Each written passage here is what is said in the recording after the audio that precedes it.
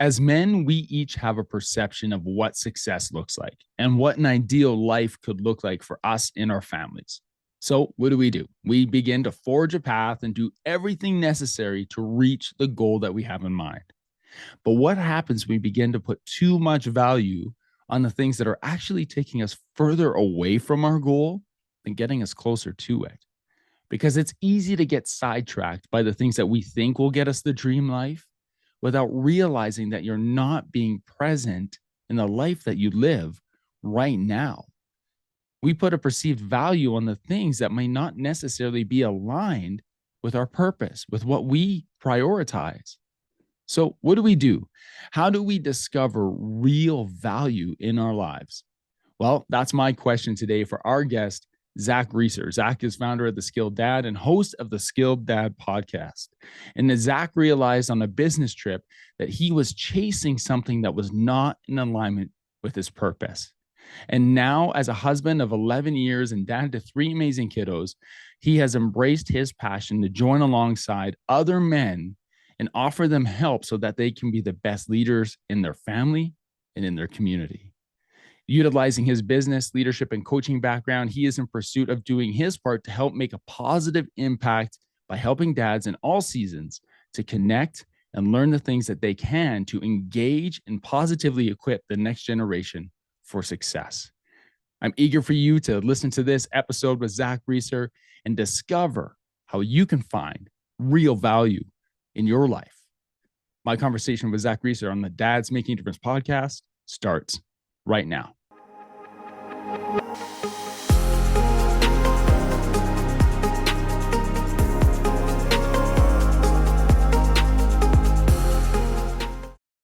Zach, welcome to the Dads Making a Difference podcast, brother. It's great to see you today.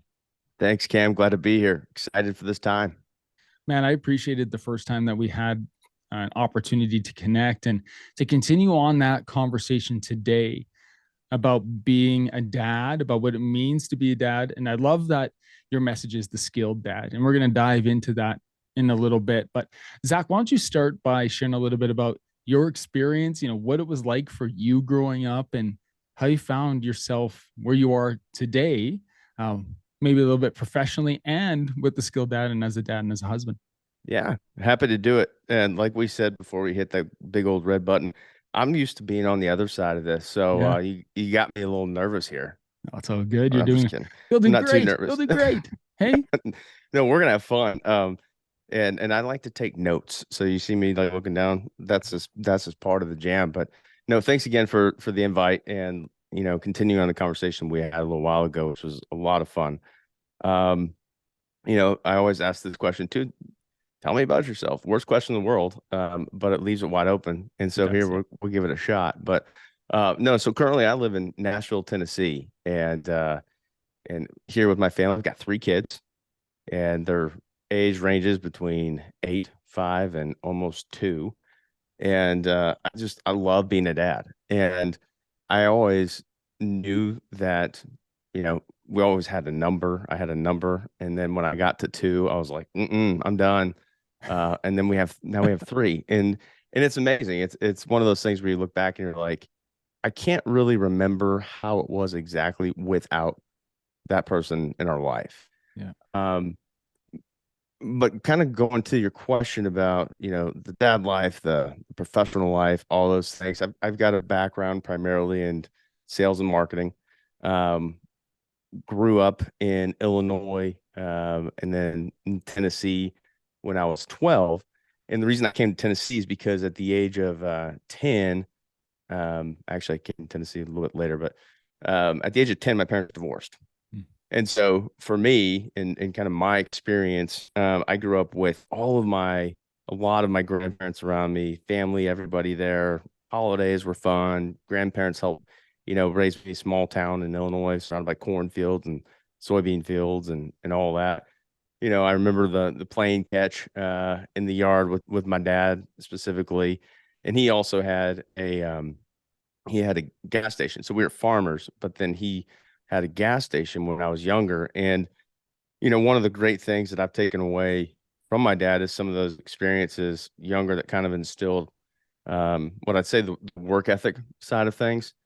Mm. And in this gas station, when I was 8, I used to drive our, I don't know if somebody's gonna, this is a long time ago, so I'm sure things have changed since then, right? But Yeah. when I was 8, I used to drive our lawnmower to work and help pump gas. Yeah. Did you And have the orange flag on the back? no, man, no orange flags. I could put that baby in like third gear and we were Yeah, just cooking. go. Yeah. Yeah, we were cooking. Um, but it was little experiences like that were awesome, and playing catch and all these things. And then one day, it's like it's you look back and you're like, I kind of remember a conversation where it's like, hey, you're gonna go spend a little time with grandma and grandpa for a Mm. while. I'm Yeah. like, oh, cool. What's that about? Right. And I've got a brother that at the time, well, I still have a brother, but he's 5.5 years younger than me. So he was pretty young. And so it was just me that was going with grandparents. And then when I get back, it's like, hey, so your dad and your grandparents moved to Tennessee. Mm. I was like, oh, that's interesting. When are we going? Right. And we're not. So that's a big shift. And I've had the chance to talk to a lot of guys about their experiences. And as interesting as that one was, you know, it forms you Yeah. in different ways. You get from one point with all your family around and all these just this the life that to a new point, new house, parents not together, parents a long ways away from each other, and everything's different. Yeah. Everything's different. And so as I grew up, fast forward a few years, my mom had actually met a gentleman while bringing my brother and I to see my dad in Tennessee, from some friends that she had from the town. And over the next year and a half, this is about 2.5 years later, over the next year and a half after that, um, they got engaged, and now we were moving to Tennessee, ironically enough. Wow. So it all kind of goes full circle. But in that time, I gained a new dad, the bonus dad, the dad that's almost opposite of my biological dad in many, many ways. So I got a kind of a BOGO deal with somebody that had some incredible math skills and intellectual skills and just really good wisdom, of a different kind. And Mm. then my dad has extreme creativity and hard skills, and really he's smart in the people sense. He knows how to connect with people. So I had the chance to learn from both of those. But one thing it did for me, and why it kind of was a spur of the that spurred the dad platform, that the interest that we share, Yeah. was, when I was old enough to really kind of understand everything, I looked back, I said, okay, there were financial problems. Obviously there was a divorce involved. Life shifted dramatically, and you know, there's just a lot of things. It's like that when I get there, it's gonna be different, right? Yep. It's gonna be different. And so I go to college, and kind of start pursuing this path. And in many ways, it has been different. It's been different in many, many ways. But um, what I actually found, what was it, almost 20 years later? Yeah. Um, that, life's funny. And sometimes the fastest way to get to where you're not trying to be is to try to avoid it. But while Yeah. I, Well, while I had this tangible success, I had, the position. I was part of a fantastic company. Was with them for 10.5 years. And honestly, I was one of those companies that you're like, this is gonna be good experience for a couple of years and then I'll grow. Um, but I moved around the country with them a couple times, and by the end of that tenure, I had the opportunity to lead the western half of the United States for a very large sales organization, and I was on the road. So for 8 weeks, I was on the road pretty much every week throughout the U.S., traveling, doing the points game and all that, and it was fun for first couple of years. Um, but towards the end, I had a 2-year-old, and we were expecting another, and there was a couple of moments. that really shifted my paradigm. And I shared this part with you. I'm sitting at Dulles Airport, and this is kind of after '08 crash, and then people started coming back. And before, I was one of the younger guys traveling. It was a lot of the more senior guys traveling. Now there are more younger guys traveling. This is in 2017 or so. Hmm. And I'm at Dulles Airport, and it was about 9 o'clock. I lived in Denver at the time. I was at 9 o'clock Eastern, and I see all these guys in the line doing this. This is my phone, but they're all doing this, and I'm like, "What's going on?" Because there's like 5 guys doing this. I was like, "What is Yeah. happening?" Holding it up in front of them in the Holding it area. up in front of them. Yeah. I forget for our podcast friends that you can't. I need to visually interpret, but they're holding their phone in front of them about, a foot and a half away, Yeah. talking into it. And I'm like, oh, okay, I got it. Like, why are all these guys doing this about the same time? And it was bedtime. It was bedtime, either in California or West Coast or Denver, which is 2 hours behind. And I was like, oh yeah, I recognize that because I've done that many, many times. And it just hit me. And I was like, okay. Um, the part about me not being, or the part about me not going away from my family didn't come true. I did it Yeah. unintentionally, and um, and it was just kind of big slap in the face. And while certain pieces came were successful, probably the biggest piece in my heart didn't, and it's to no one's fault of my but my own. And some people can find ways to balance that really well. I think the amount of travel that I was doing and choices I was making just wasn't conducive to both. Mm. And so that was a point where my wife and I talked. I was like, I think I'm done doing this. Yeah. Wow. Um, yeah, and so made a So shift. I got a question for you. So Yeah, you're a young guy, your parents split, and you mentioned when I get there, it will be different. And I think a lot of men look back to their childhood and they'll say, when I'm a dad, I remember doing this. When I'm a dad, I'm never going to yell at my kids. When I'm a dad, I'm going to let him play late into the night, like that type of yeah, stuff. But you'd had this on a whole different thing. It's like, that's what I went through. But for you, it's like, no, I'm not gonna be away from my kids. I'm not gonna leave them. And that's a powerful statement to make to yourself. And then 20 years later, stand there and see FaceTime happening all around you. You're like, shoot, I did it. In my pursuit of being around, I'm not around anymore. So, like, hmm through that realization, what did you learn about yourself, and in the context of like what was important to you, what had you been prioritizing, and how did that change? yeah. Um, there's a couple of things. A great question. And I have another story that I shared with you about the pen, Yeah, and I can share that with you. So let me just share that story with you yeah, briefly, and absolutely. then I think that'll help answer some of it. So in college, I studied Spanish and international business. So um, one of my courses that was in the international business, I was marketing, and I distinctly remember a class that I took in this particular day, and it was on his marketing course, and it was on perceived value. Mm. And so, you know, like any brand, the strength of a brand is integral, especially in a competitive environment. And not only that, but a product of how we perceive it is going to bring more value. And and so I think the intent of this course was to teach you how to create perceived value, and then also how not to necessarily be fooled by perceived value.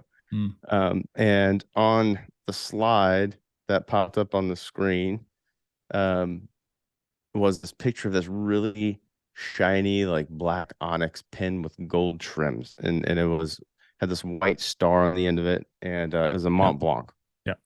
And I like fancy things. I like shiny things. It's just part of who I am. I've learned to control a lot of that, right? So that you're taking financial responsibility. But in that case, I was like, look, I said that I was going to be financially stable, quote unquote, not leave my kids.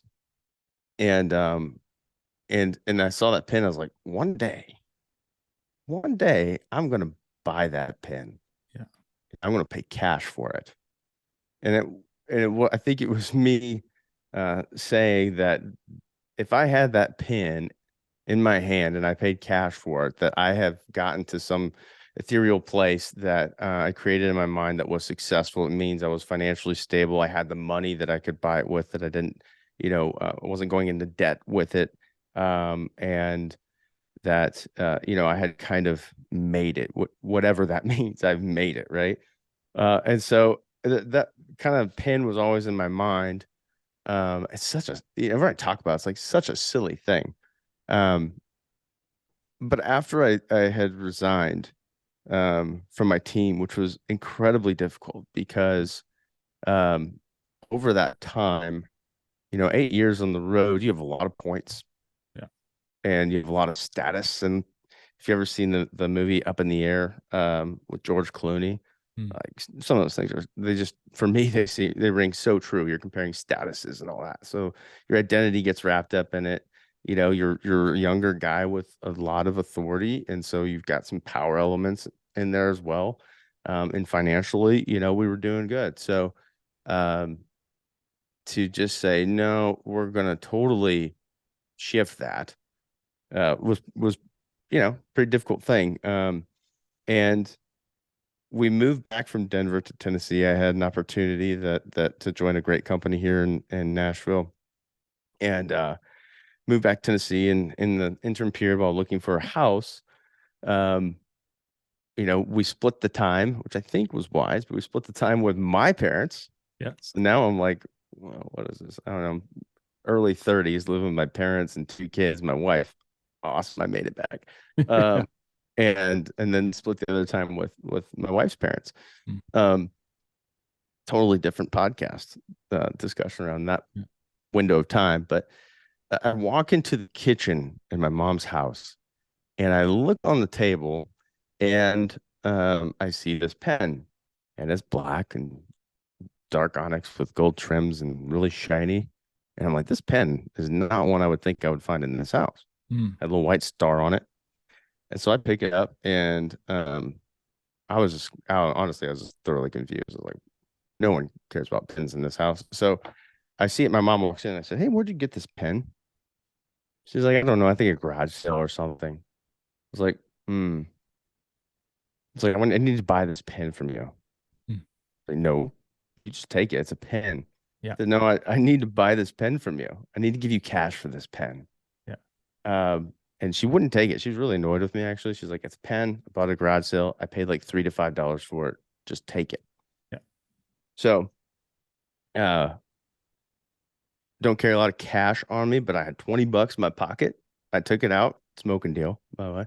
Took it out, put it on the table, and I said, if you want more, just let me know, but I have to give you this. So I left the 20 and took the pen.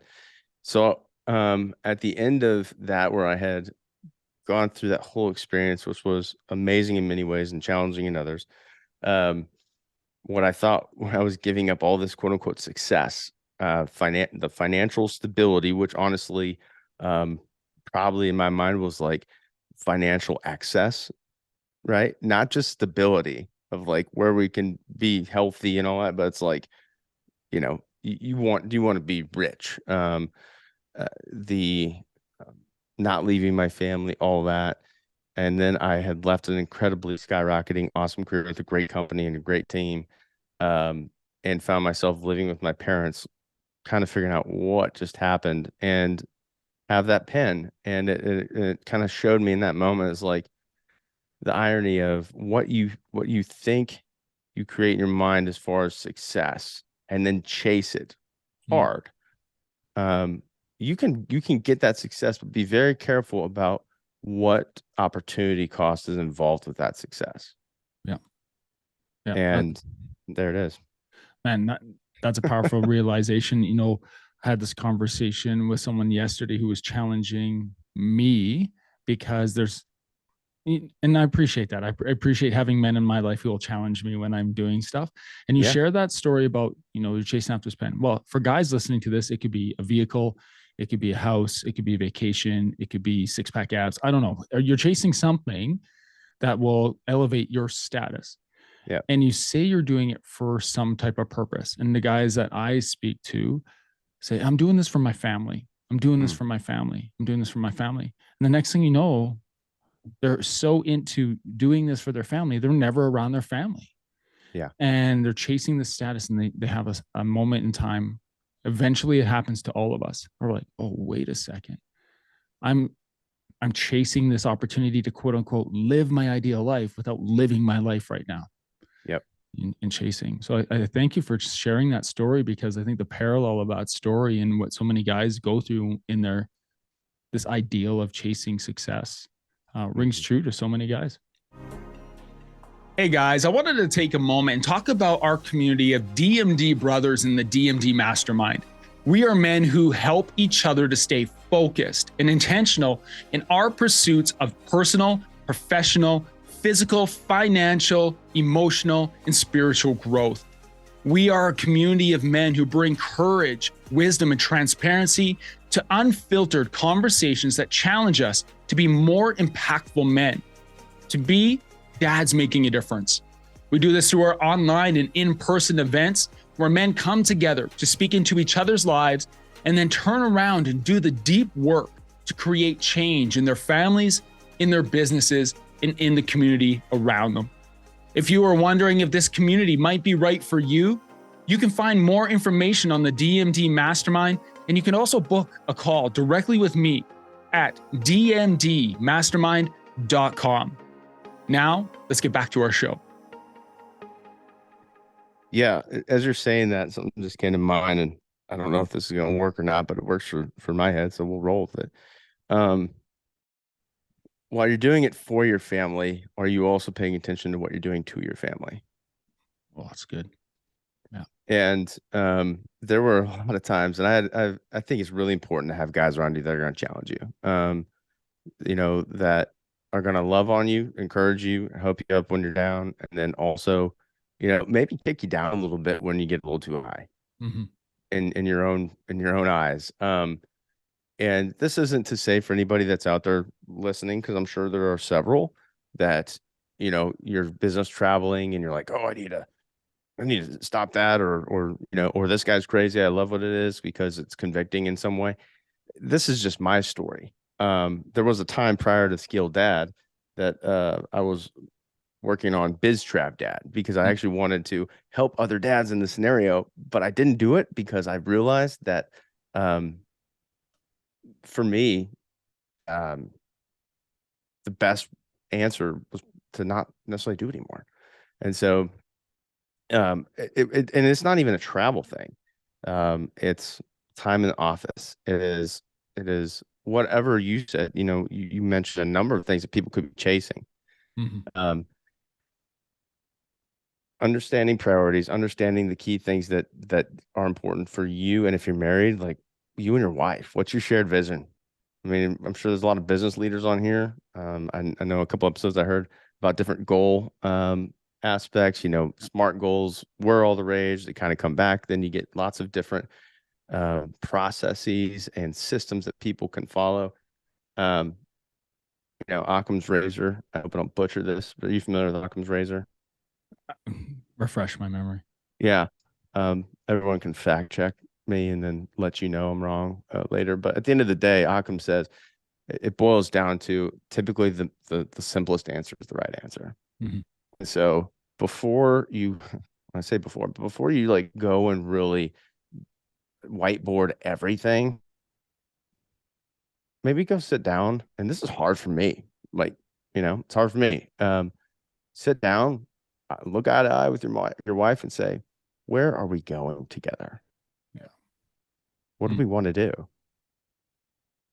And then build that map together. Otherwise, where the other part of my story where I said I'm making the shift, and for me it's not fun. Yeah. My wife shared that she was having abandonment issues Mm. because even when I was home, I was on, on Excel, or I was really, really invested, and it was paying off in one sense, and then totally not in another. And so, you know, what is that priority? But yeah, whatever your pen is, I would always encourage and challenge to make sure that it's being chased for the right reasons. So anyway, Yeah. that's wordy, but there you go. No, it's good. And it's good and it's powerful because it's challenging men to think, And so I want to dive in a little bit to the skilled dad and where that came from, Yeah. because you could have just done something different. You got another position in Tennessee, you went and you moved there with your parents for a bit, but then, get your own thing and you get into this groove in a position that you like. It gives you flexibility to be with your family. And you could have stopped there, Mhm. but you didn't. You wanted to do the biz trav dad, but then you got the skilled dad. So tell us about the skilled dad and where this came from. Yeah. Um, so I had mentioned the Biz Trap Dad piece. Mm-hmm. And then, there was lots of ideas in the past that I think ultimately helped culminate to where I am now. And, I'm excited to see where it goes. But I have a really good buddy. He was on one of my first episodes because he and I really wanted this. I was still traveling at the time, but he and I were having our first kids, and in our group of friends, and we had the family you choose, in Denver, a group of like 16 different people. That was amazing. And we were kind of the front edge of having kids. And we were looking for resources for dads for dads, resources for dads. Now that the space has grown a lot, which I'm so thankful Yeah. for over the years, but at the time one primary one primary place that a lot of people would refer us to, especially moms. And I'm going to withhold on the name, but I'll just say that the resource was not necessarily coming from someone that had direct experience, and wasn't necessarily something that we would subscribe to Yeah. in a couple of different ways. And so we both were joking, we're like, we're just going to build our own. We're going to call it Baby Daddy CO2, because we're two baby daddies in Colorado, and we're both full of hot air, and let's just do it. So um, we never did. We Mm. joked about it, but we never did. And so when I came back here in Nashville and had the opportunity to work with the organization I was with, I actually was leading the national sales of their media side of things, and it was for several very very large platforms. It was always the main product was always in the top five spaces of iTunes at the time, Mm. and I learned a ton, absolute ton. Um, but while I was on the road, and um, it really is throughout, I get fired up to see other guys fired up. And what I mean by that is when someone is stepping up and that they're just invested. When we've talked about soccer. Yeah. I've coached 2 seasons of baseball, 5 seasons of soccer now. Going back to baseball this fall. Thank you. And and when I have dads, they just have to ask them. But when I have dads that like step up and they're like, "Yes, let me help you coach," Mm. um, it fires me up because they're in it.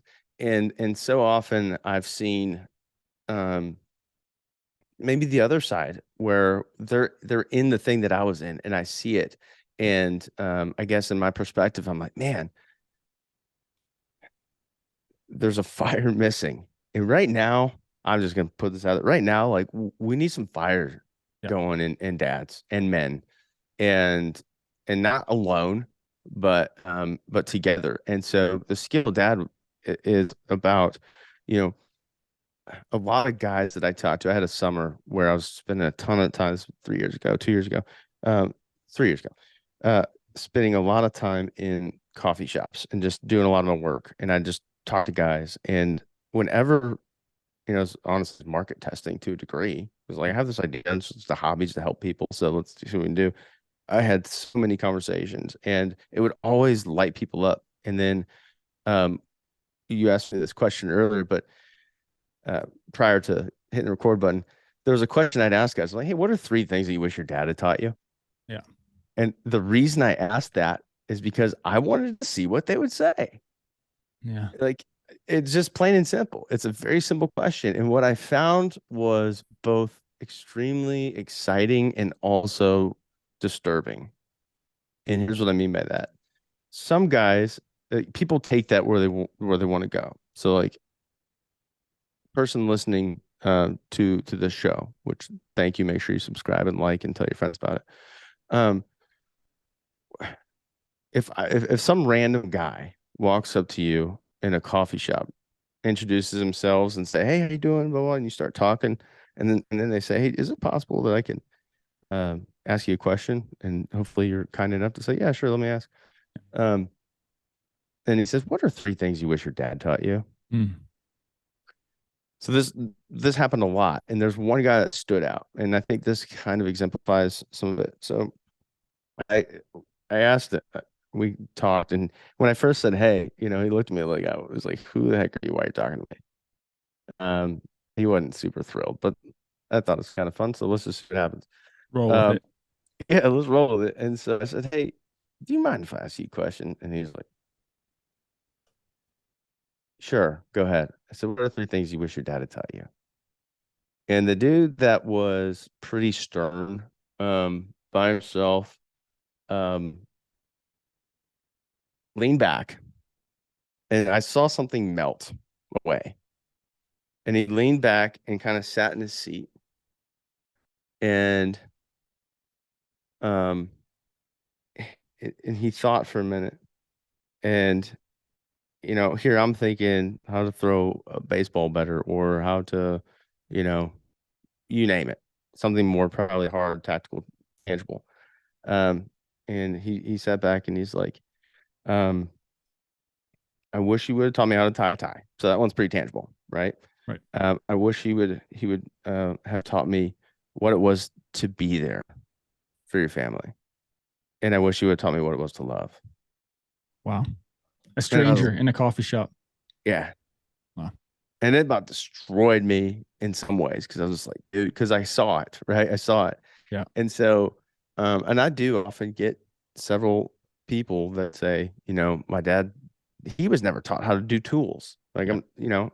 I've got tools and we talk about some of that stuff, um, but there's this piece I think that everyone maybe has that they don't always talk about or share. Um, but sometimes there's safety in a stranger. And it just melted. So what I found through that question is that there's a interesting DNA, at least in the conversations that I've had, that there's a missing piece. And so if I can help connect guys' stories, so that Cam, you come on and you hear, and I don't talk as much as I do on your podcast, so thanks for that. But and they hear someone else's story and they're like, hmm, I'm not the only one. Yeah. Like that sometimes can be a game changer for somebody because we can get in these cocoons, especially in that leadership role or the higher levels of the executive committee or whatever organization you're part of. It can get kind of gross up top sometimes and isolating, and don't necessarily know who to trust. And we say that you trust everybody, and you should. Like in teams, we have to trust 'cause we're going to move at the speed of trust. But the higher you get, they say it's lonely at top, and I understand some of that perspective. Um, but if we don't have the people around us to challenge us or don't have that conversation, sometimes we can start to believe things that maybe aren't true or aren't from the right perspective.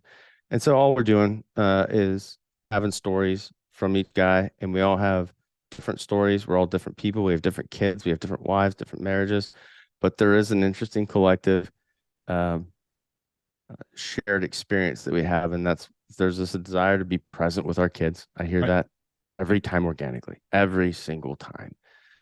We have to define presence. Words of importance. We have to make definitions. Um, there is a desire to have in most people the kind of band of brothers the core group. Because as we get older and more people are mobile and move cross country, it's harder to meet adult friends. Yeah, it really is. Yeah. And so, we're just looking at different ways that we can connect people. And my goal is to help inspire, not to overplay the word, but I want to help light a fire Yeah. to help somebody believe that, you know what, there's some things I can do.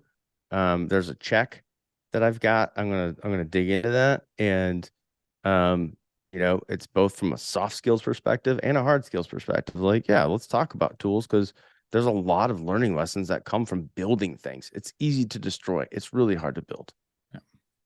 Yeah. And so I love it. And it started as a hobby, kind of as a version 3 out of Baby Daddy CO2 and BizTrav Dad. And honestly, I probably selfishly have gotten more out of it than anybody listening to the podcast because I get to have every conversation. I can respect that. I think I shared that with you when we had a conversation, a couple of weeks ago. I'm like, I feel a bit selfish because I get to have these conversations with guys like you and these podcast episodes that come out every week. And I feel that I'll listen back to it. I'll fast forward my voice parts, but I'll listen to it. And because I don't like hearing myself. But I feel selfish because I get to connect with men. I just get to ask questions. I get to listen. And I just learn so much from guys like yourself. I have a question because I think about the man in the coffee shop. I think about the guy, how he just melted and you saw it in him. And I was like, wow, like those are some pretty powerful answers for somebody to give. And it just spoke to maybe a little bit of the power of being anonymous, that anonymity piece. Like there's no threat there. Like you walk up to him and he probably sees you as a stranger. He's like, well, yeah, I can share this with him because it doesn't really matter. He doesn't know me. He doesn't know my context, but he knows my answers. And you walked away from that like, man, that's powerful. But I just think about like the next level, and you alluded to it, like that next level of finding a true connection where you can give those answers to somebody who does know you. So somebody who will dig in with you, somebody who will hold you accountable, who cares about you. And I appreciate that about the lens that you use when you're talking about the skilled dad and why it exists and why you want to light a fire in guys, man. I'm sitting at my son's soccer practice and I'm looking at the other dads and like I'm standing, I'm watching, and in my back of my head, I'm like, I should be doing something. I should be doing something. But I've been intentional about leaving my phone in the truck. I've been intentional of leaving distractions because he just wants me to watch when I can be there, even though it's a practice, So, but I look at these dads and they're like slunked down in a big chair or lawn chair or something like that, and they're sitting there, and everyone is on their phone. And I can see these boys on the field look, and they're looking, and they're looking. I'm like, man. And then they put the phone away at the end of practice. Hey, buddy, how was it? Like, what do you mean? How was it? You were there watching. Right. And so I love that you want to light a fire in guys because I see it. There's a lot of being passive, the other word for it, but there's a lot of guys who are just being passive fathers right now and lighting a fire to get them going and to give them the skills. I love that you said soft skills and hard skills because both are important. I think about soft skills as foundational skills, like because we really need those to step into who we want to be. So, no, I appreciate that. There's guys listening to this who want to have a fire lit inside them, and maybe they're struggling right now just to find what that is. They're wandering, maybe they're in isolation. They're in that point of being anonymous where they may have the casual interaction here or there, but they've never really like bought into something or committed to it. What challenge would you present to them? What's maybe steps, guides, what focus? Like, what direction would you send them to start getting a fire burning inside them? Yeah, great question. And everyone has different things going on. And so here's number one, I think. And some it works well and some doesn't. So what I'd say is test and iterate in life. Test and iterate. Like try different things and see what responses you get. I don't typically have an issue meeting strangers. It's actually kind of fun for me. That's an extroverted thing. That's really, really difficult for others. but I would challenge you to step into the awkward, whatever that is for you. And sometimes, you know, I'm going to make a generalized statement, but pride can get in the way, right? One of the things I hate to ask, I do, and I still ask it sometimes when you're like, oh, let's say, is like, hey, what do you do for work? Like, it's the number one thing is like, what do you do? Because it's kind of like, oh, this is who you are.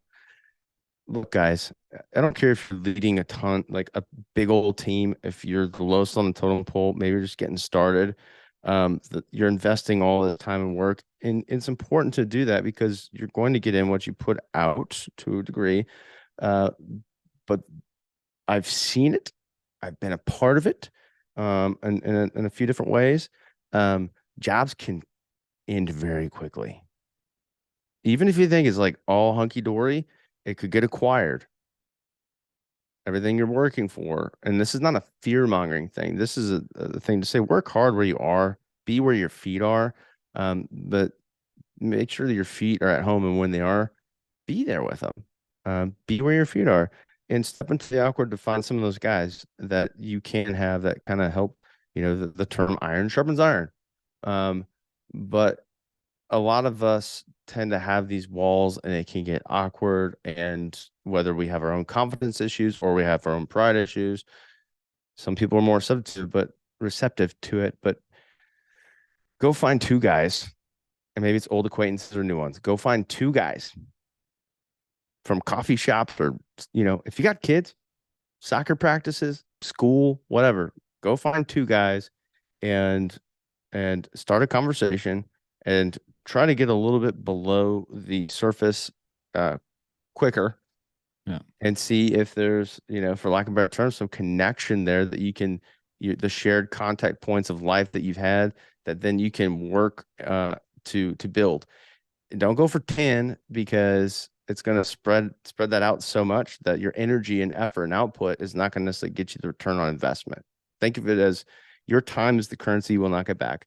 Where you spend your time is going to get you investment. If you spend it watching Netflix, that's one you're not getting much investment back on. And trust me, I've loved the F1 series that I've watched on there. But Oh yeah. um, go find two guys, step into the awkward, Mhm. and then invest from a friend standpoint, because there are some things that maybe are better. You should talk to your wife about everything, but there's some things like she's talking to her girlfriends. I see group texts all the time, like galore. Um, and it's just a typically different level. But there's conversations we can have as guys that we understand, right? Because we have that perspective. So those would be two big things. Step into the awkward and then go find two guys to start your band of brothers, so that you can really start to forge yourself and them. Because when you're investing in others, the return almost is higher than anything that you can put money into. I love it. Powerful. I wrote down while you were talking, be where your feet are. I love that. Yeah. Very Yeah, proud. man. You need to put that on a shirt, man. Hey, So, there we go. And yeah. it's currently copyrighted. It's on Yeah. the There you episode. go. No, I appreciate you sharing that. And I hope that men take action on that. It's two steps, guys. Two steps. You know, um, Zach, for you as a dad, as a husband, what's one area right now that you're focused on, an area of growth that you're excited about and you're diving into? Yeah. So the biggest area that I'm pumped about, because I've got three kids at three different ages, and with two boys and one girl. So with the girl, it's all kind of new because she has her own things and they all have different personalities. But watching them grow and having new challenges, I'm reading a couple of books and or recapping a couple of books. There's one called Wild Things. I should know the author, but I can't remember. And specifically around boys, and some stages that they go through. But that's been really helpful. But in all honesty, and I talked to you about this not long ago. I'm in a season that's um, I don't actually know too many guys that have navigated this, and so I'm learning, and so hopefully I can help others. But my brother that I spoke of has been battling cancer for he was stage 4 colon cancer when he was 23, then it Wow. went away. And then it came back a couple years ago. And so we're in a place right now where we don't have long with him. And my eldest sees it and is confused by it. And so how to help navigate both those discussions as well as formulate my own perspective. Yeah. That's a challenge. That's an interesting challenge. So I need to support my parents, support my kids because they love their uncle, Yeah. and then also and my sister, and then formulate some of my own um, how I deal with it. And so I know some people have dealt with cancer or dealt with loss, and as I probably have one of those motivational posters somewhere. It's like it's not about what you happens to you; it's about how you respond to it, right? So I'm being very intentional about how I respond to these things and a couple of tools that I use. I am a fan of journaling. Um, I actually carry around this little notebook for those that are listening and don't have the visual. It's a little leather, probably 3 by 5. Um, uh, notebook that I carry in my pocket. And I always have a pen with me. And I like to write down ideas, thoughts, and things that hit me so that I can actually do that transference from my brain and kind of get it on paper. And I don't do it on my phone because when I open my phone, you've got so many distractions. Right. So that's a way that I'm learning to kind of, work through these and I can go back and read them. Um, but you want to talk about be where your feet are. Sometimes you don't want to be where your feet are, Oh, and you that's and you so true. you try to find the escapes, and it's so easy to do these days. Yeah. But I don't know if it's Jocko or Jocko Willink. You just hear it different places, but sometimes you just have to embrace the suck and say, "Here's where I am. What can I learn from it?" That's the attitude that I take, and it's not always easy. It's life. But what can I learn from it, and what can I do to help equip my kids, my family, and my friends with this? Zach, I appreciate you. I appreciate you being here. I love what you're diving into. You got some heavy stuff with your family that you're about to navigate, and we're thinking about you and praying for you in this time and your brother. But right Appreciate it. now, if guys want to connect with you, if they want to find more about you, about the Skilled Dad, where can they do that? Yeah. Any of the socials, I primarily probably point to Instagram or Facebook. It's at Skilled Dad. You can also go to skilleddad.com. And then the podcast that we've got is on all the platforms wherever you podcast, you can find skilledad.com or find Skilled Dad podcast. So yeah, we'd love to have you. I will throw out one shout out. There's several of my all of my episodes have fantastic takeaways. If there isn't one that has a friend or is working through kind of a child with on the autism spectrum, Mm. go listen to you'll see it on there. I think it's episode 26, but it's episode with Josh, and it's his story is incredibly impactful and has been very helpful for a lot of guys. So come see us. Love for you to join, and feel free to also DM us through Instagram or Facebook if you got questions on anything, or we can help out. Happy to do it. Excellent. Zach, thanks for being here, man. Taking time away from your family this evening. And Appreciate it. brother, I appreciate you. It's been a blast, sir. I appreciate you and keep rocking and rolling. And for everybody that's listening, thanks for listening. And make sure you support this guy and what he's doing.